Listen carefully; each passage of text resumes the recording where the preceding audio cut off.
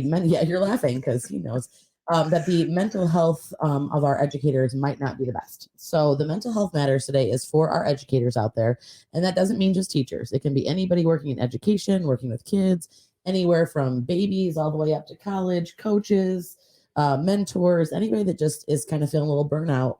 Here's how you can take care of your mental health in education. So the first one I have is to set boundaries and stick to them. So COVID kind of jacked up all of our boundaries. When we all went home, we all went to the learning from home and the teaching from home. All of a sudden, we had to be available 24/7. And we invited people in. I don't know what's happening right now, but I'm getting real distracted here. Sorry, keep going. I'm going to rewind that. We're just going to rewind that. Are we good? Do we need to? No, we were good. Red made a little mistake today. Red, you're about to get the teacher treatment again. Just saying. All right, quick rewind. Rewind. All right. So we're talking about setting boundaries and sticking to them. So when we were learning from home from COVID, it's been like 3 years ago. I think some of those habits crept back into the building with us. I know for me, one of the stresses that I had in COVID is I'm trying to teach classes online and meet with parents and meet with kids, and they're invited into my house and into my space. And we let students and parents into our personal home. And that's something that's just never been done before.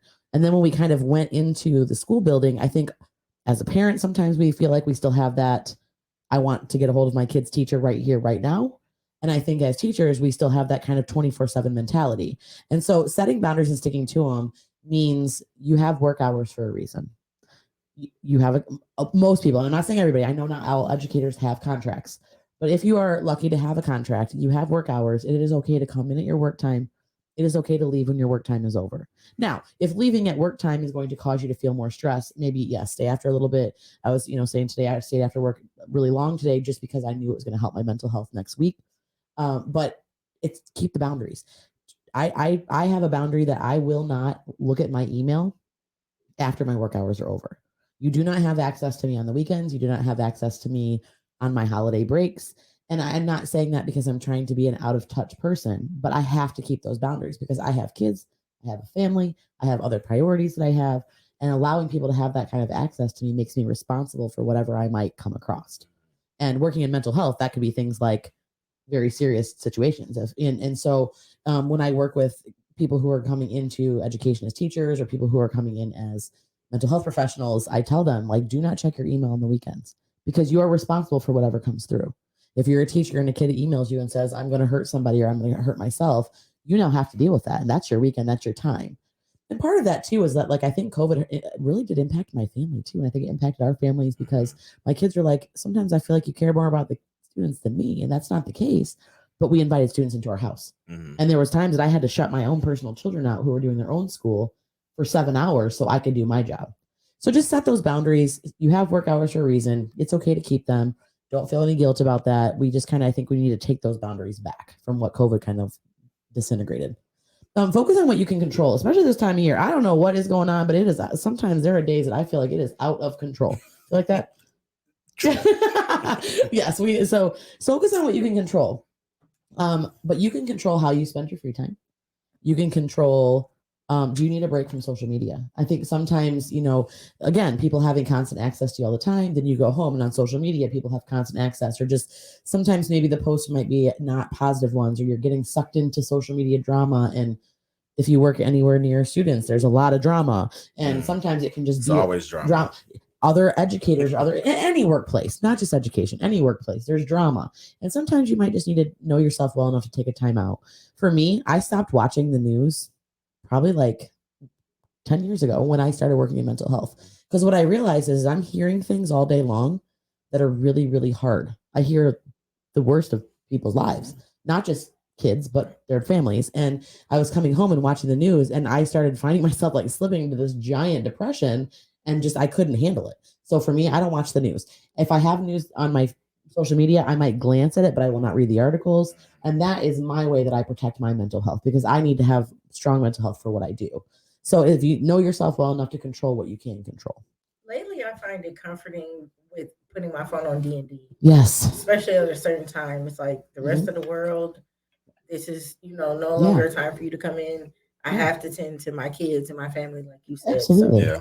And I think with D&D, I didn't even realize this. With a lot of the D&Ds, you can actually like my son's in college, so obviously I want to make sure that he can get a hold of me if an emergency Yes. happens. You can put people that it'll let you not just on like phone, but like it'll let apps pop through. Yes. So I have like my important people, they can pop through. That comes through. Yeah. But everybody else, 10 o'clock at night, and I'm a night owl, so I stay up till like 11 or 12. 10 o'clock, it goes on D&D. Yeah, You will me not get a too. hold of me after 10. Mine is on Exactly. D&D from 10 p.m. until 8 when I get to work. Yeah.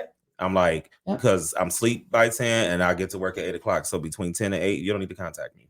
Those are my business hours. And for me, like 10 o'clock when mine goes on D&D, like I do stay up later, but those 2 hours, those are mine. Yes. Yeah. Nobody Yes. else, other than like my kids, obviously, the Yeah. two that are home with my son in college. And sometimes I do get some messages and, I Yeah. need to answer. But other than that, it's on D&D and I'm sorry. And I love that tip that you put about the email stuff. So at my previous employer, we had emails going off crazy, like Yeah. all day, all night. And I remember like some of the coworkers that I were, really close with, they're like, "Did you see the email?" I'm like, "No." Mm-mm. I'm like, when I leave work at 3:30, I'm not Mr. Cleveland. I am Ty. I'm Big T. Like Correct. that's it. And so I found maybe a few years ago, I took the school email off my phone. Yeah. Because before that, I used to be that person, like constantly checking it. And I took that shit off because I would find myself like on Sunday nights, like reading this email, and I have all this anxiety. Now I'm like trying to force myself to go to sleep. Now I'm taking 3 melatonins just to go to sleep. Yeah. I'm just like, I cannot deal with this. Well, and that was mine too. I had a crisis situation where I happened to check an email and a student had emailed that they were wanting to harm themselves. And it was 11:30 at night. And I said, I can't let that go. I read it. Yeah. And I obviously want to make sure the student's safe. So then I Yeah. spent the next 4 hours of my day trying to get a hold of parents, trying to get a hold of police, trying to get a hold of. And at that point, I said, I'm not doing that. And I tell them that you will not, and parents, kids, everybody knows you will not get a hold of me, past work hours. Right. There, and then I give them resources. They can call this, and this, but this is my time. I would say one of the things about transitioning to the new school that I'm at Yeah. is that like trying to deprogram yourself, because I'm so used to, like, at my old place we had emails all day throughout the day, and now at my new school I'm just like, damn, where the emails at? I'm like, is everything okay? Are we good? Are we having school today? Did I But do something wrong? did I do something Because wrong? people Do I are- still work people here? are Like, taking what's care of going their on? own Yeah. stuff. Yeah. Yeah, but my boss is real big on, like, she doesn't send emails out unless it's absolutely important. So, like, this is testing week. Of course, we're gonna be getting emails Yeah. and stuff or whatever. But other than that, she's like, I will send it to the person that I need to send it to, not the whole entire school. Correct. So, Which makes that whole like don't reply all thing. That's probably yes, good. yeah, All right. So focus on your wellness. Number one, get moving. Like, it's important to stay. I'm not saying you got to go work out, but get moving, stay active, take walks. It is starting to get nice out. So, get outside if you can get some sunshine. I think we've talked about this in other mental health matters, but that sunshine gives you that vitamin D that helps with your mental health. But also, like, get the kids moving. Mhm. I was sitting in a room the other day with a group of kids, and I was like, I just want to go and step outside for a minute. And they're like, we can do that. And it just, everybody's mood was so much better once we just got a little bit of sunshine. Yeah. And so get moving, get the kids moving. You would be surprised at how much better a kid will learn or be willing to learn if they just get some time outside. I don't know why after 5th, 6th grade, we say no more recess, or little recess or little outside time. Because quite honestly, I like to be outside, but just get moving, get the kids moving. It'll help, I think, everybody's mental health, but just even outside of school. Another thing that I did is I was starting to find myself getting really stressed out. And I know, Ty, we've talked about this. I do self-care Sunday, and that is my day. And it's not all day because I do have other things I have to do, but right about, evening until I don't go anywhere. I know I have gotten some slack from families for not going to like family stuff, but like about 5 o'clock, chores are done. I'm at home. I take a bath. I listen to a meditation. I write in a journal. I put lotion on. I get real comfortable. Maybe I watch trash TV. I don't know, whatever is going to help me that day to get focused for the next day. Whether it's Sunday, whether it's Wednesday, whatever day it is, like, find what your self-care is. I also scheduled myself some sort of self-care something, whether it's a massage, whether it's, nails, whether it's just giving myself some time with a friend, to do every single week, every other week. And I can find myself when I start slacking on that, I'm getting grumpy with everybody. That's I'm me grumpy too. at work. I'm grumpy with my friends. I'm grumpy with my family because I'm not taking care of me. And as educators, we're all pouring out to so many people all the time that we sometimes forget to refill our cup. Absolutely. And not in like the drinking kind of way. Well, that's Right. it. Right. But that's, I didn't put that in there. The kind of way. Yes. Get some sleep. I know it's hard because, Yes. listen, I got to be at work. What time I got to be at work? 7:10. Like, I am not a morning person, but you have to get sleep and that's just in general, that's a mental health care for anybody. Get some sleep. however that looks for you, whatever you gotta do to get to sleep and get to bed. Take your breaks. You get lunch breaks for a reason. Like, I don't know, does your school offer you a specific time that you get breaks for lunch break? Yes. So I usually have my lunch break after middle school lunch. So I usually have that around like 12:30. How much time do you get? Usually around 30 to 45 minutes, but usually about 30. And if you have the other thing that I choose to do, I know, I walk out, I leave the building. I don't honestly go anywhere. Sometimes I do. I will drive around in my car. Sometimes I will pull up to the park and I will just sit there. And the reason is because if I'm in the building, people will find me and they will literally bust into my office, or they'll find. And I just need to have that lunch break time, and take your personal time. If you get planning time, sometimes you're planning. Use that time to plan. Yes. Don't use that time to or go meet up with your teacher friends that you want to meet up with and get that support. But use that to help relieve any type of stress or time frame. Don't start trying to do everything that everybody else wants to do. Use that time for planning. That's why it's there. Yes. Adjust your expectations. It's the spring. Like, nobody wants to learn, especially after testing.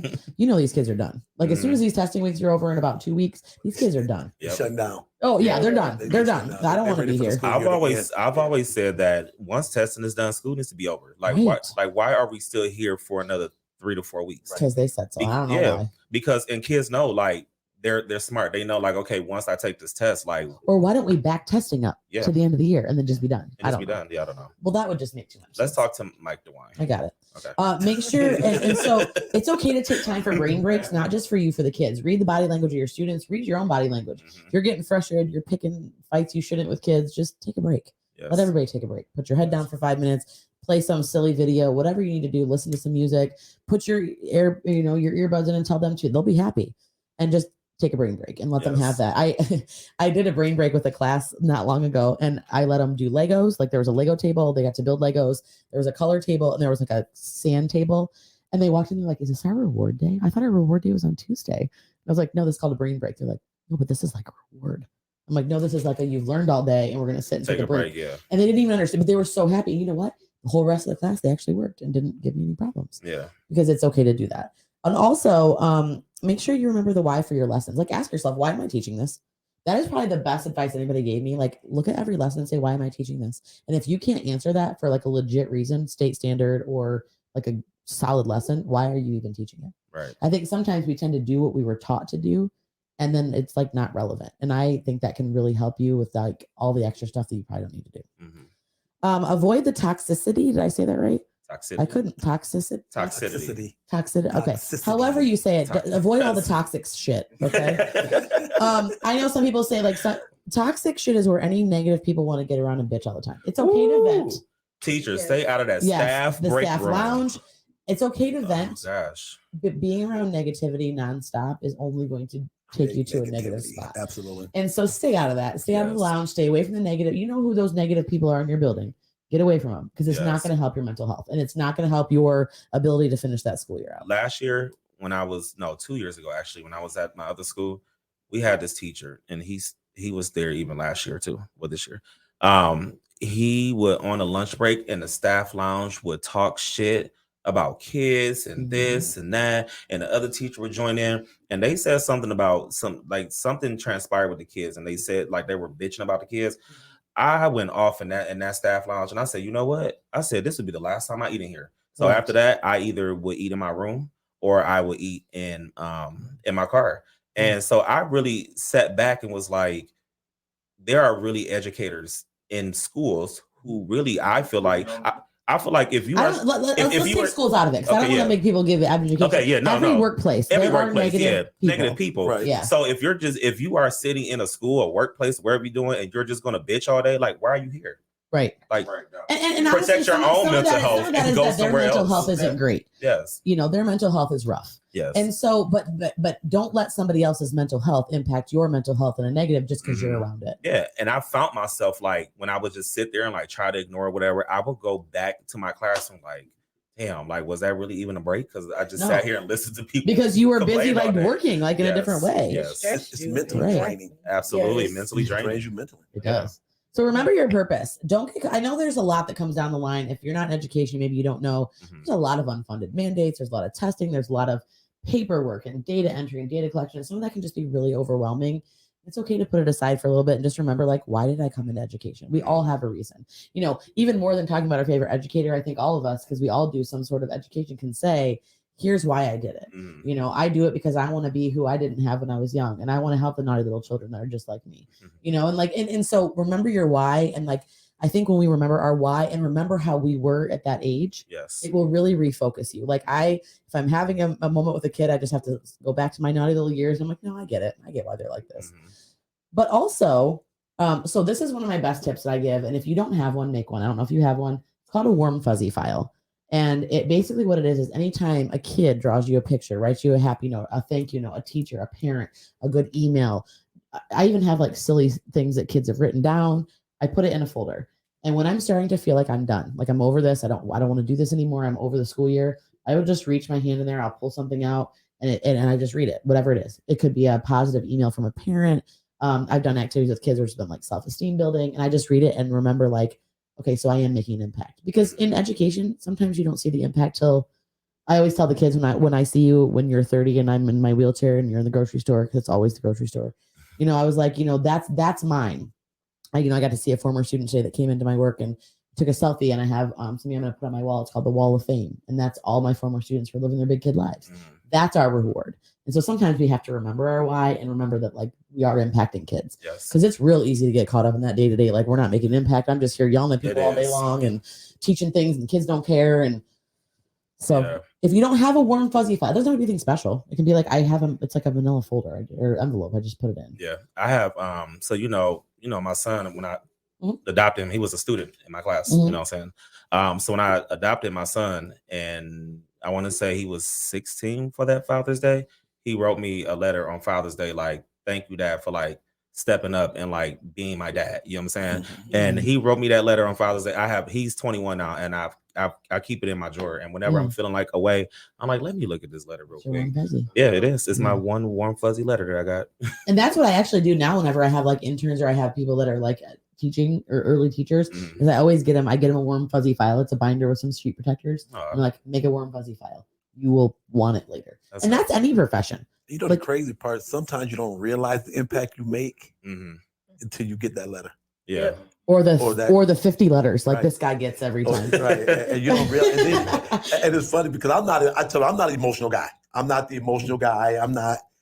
But those letters that I receive, and when you start reading them and you don't realize the impact that you had, I mean, it actually brought me down. Realize tears. We like crying. Well, I didn't quite go to tears, but I was very close. Close. Okay. But when you and especially from certain kids, where you think all I do is yell and scream, and they hate me. They hate me. Right. But then when they write and then put it on pen and paper, I'm like, wow, I really do believe that. See, I have an impact on the young men and young women. So do you have a warm fuzzy file too? Mine is the top drawer, along with my goddaughter's snacks. She wants those too. That's funny. Easily accessible. Right. So if you don't have a warm fuzzy file, find one. A drawer, an envelope, something, a binder, but keep it and read it when you're just not feeling great. And those are some of the great. And I even write down things. Like I saw a former student in a restaurant. She was waitressing, and she's like, I didn't remember she was my student. She was like, oh, I remember your class, and I have all the worksheets from your class, so that when it was a child development test, when I become a parent, and I was just like, damn. Like, I don't even remember her, but she remembers everything about my class, Once I learned her name, I was like, oh, you grew up and got bigger. I remembered. But make mental health a priority. You know that this was coming. Anybody that's heard these are going to hear that. Use your building resources. Like, I work in education, and I'm a mental health provider in an educational setting. And I think a lot of times people don't realize that, like, I'm not just there for kids and families. I do a lot of staff counseling, too, for a lot of variety of reasons. See, as educators, we're expected to come in and check everything we have in our own life at the door. And then be the best person that we can be for 30 to 150 kids, depending upon what level you're in. Right. And some things are just really hard to check.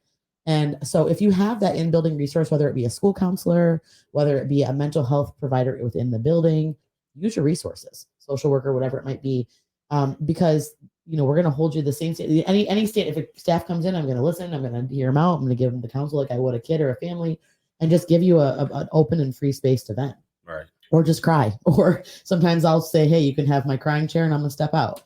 like whatever it is that you need, allow that space and use your resources. I give a lot of referrals too. You know, I have a lot of adults that'll come in and say, I think I need to see somebody outside of school. I want to go to some counseling or therapy. And have no problem providing not only just referrals, but just being able to say, okay, like what's your insurance, and trying to hook them up with some services, whether it be for counseling, maybe there's other things going on in life, financial services, or whatever it is. There are resources in the buildings. Most schools, I would say, at least have a school counselor. A lot of buildings will have a school counselor, so school social worker, some sort of mental health agency within the school building. And we are all there to provide resources to kids, families, and staff. So if you need it, use it. You know, whenever there's an emergency, it's all hands on deck. And, you know, whenever we have, unfortunately, the crises we have when it comes to schools, whether it be a death or whether it be a tragedy or something that's some sort of crisis, it's all hands on deck. And we're not just there for the kids. We're there for everybody. Right. So use it, take advantage of it, and go see a counselor if you need to. It's a great way to get things out, and because a lot of times we can't talk about what we do as educators and counselors and officers and everything else we have going on because we have to keep that privacy and confidentiality. But it's good to have that person that's a safe person to be able to vent to if you need to. So that's what's up. There you go. My mental health matters. All right. A little longer because I'm a little passionate. Yes. About this. But we love all your good mental health tips that you give us all the time. And so we greatly appreciate you, Miss Amy. Thank you so much for that You're Mental welcome. Health Matters